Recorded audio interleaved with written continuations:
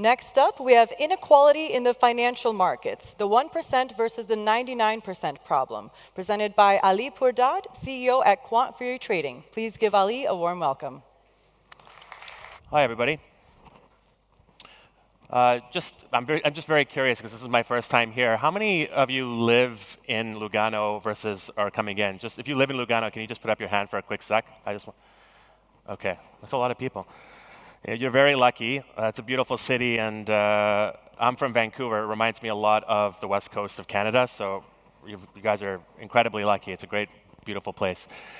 Before I get started, let me just thank the Tether and Bitfinex guys very quickly for inviting Quantfury to be here and for me to speak at this important event.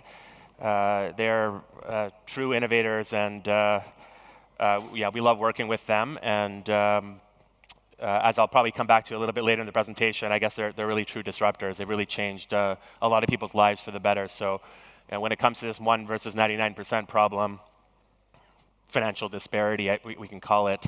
I think it's important to look at these disruptors, and I try to identify where they're going right, because they're really making the difference. So I'm here to speak about the 99 versus 1% problem, financial disparity. This goes back forever, I guess. But in, I guess, 2010, that's really when it became a sort of a prevalent issue right after the financial crisis. This is when everybody started to pay attention to financial disparity.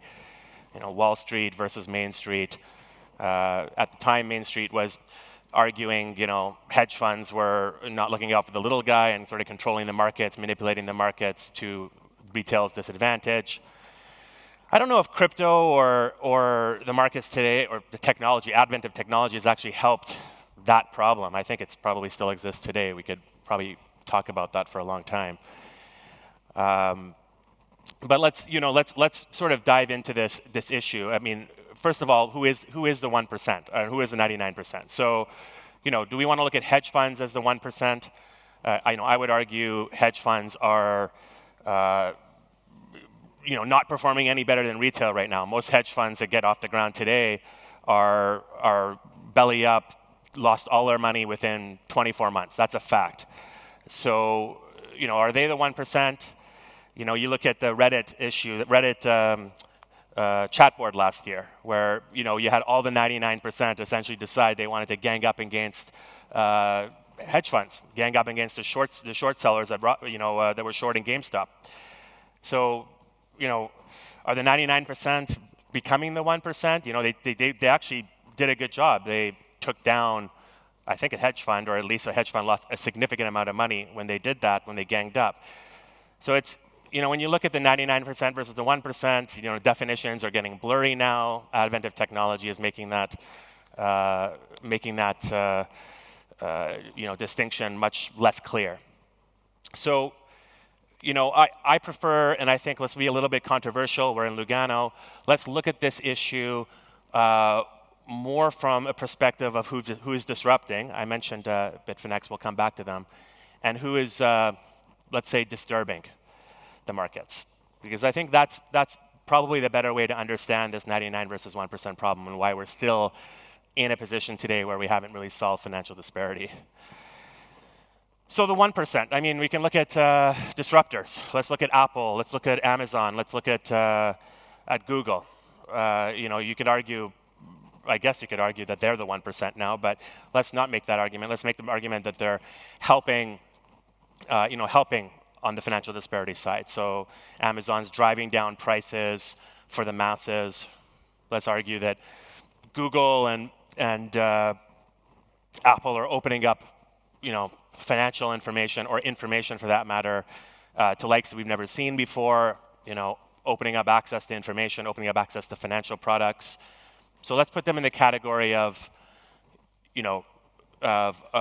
helping this financial disparity issue, just for a moment, for argument's sake.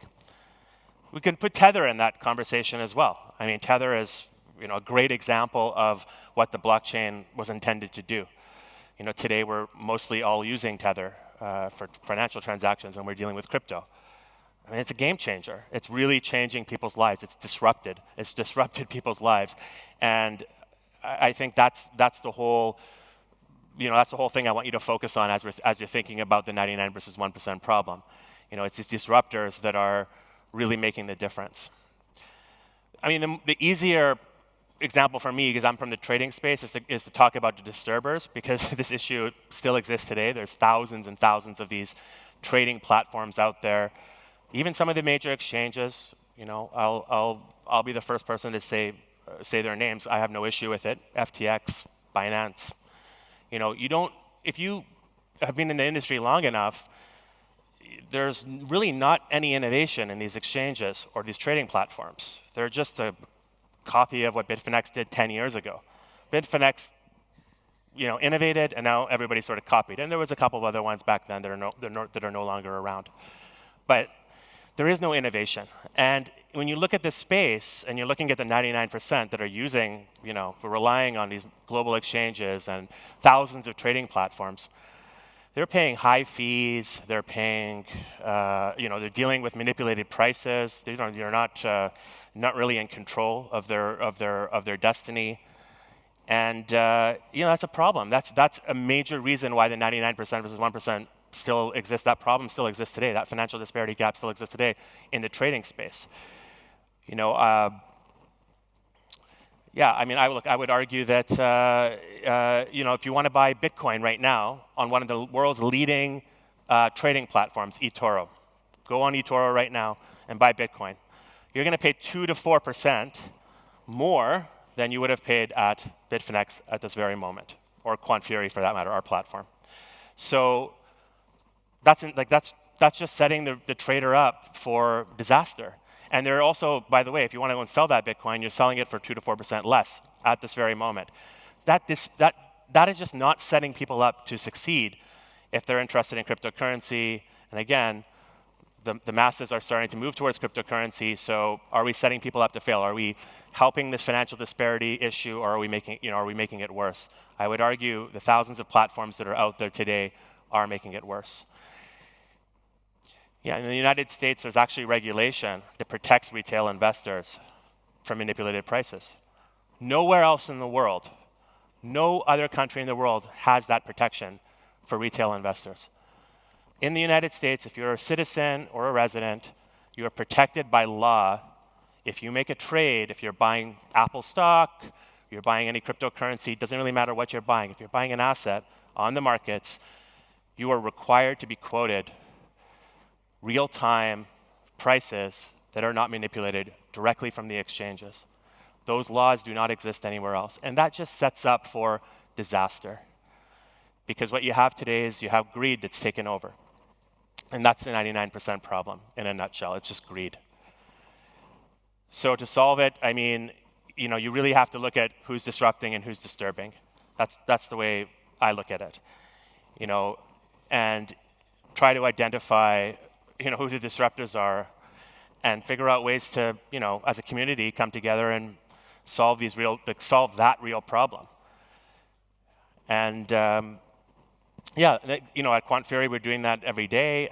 I know it's some of these platforms that are here in this conference are doing it every day. That's what it's about, and that will certainly, at the end of the day, bring the gap closer together. So with that, use this conference as an opportunity to identify disruptors, and please enjoy Lugano. That's all I have. Thank you.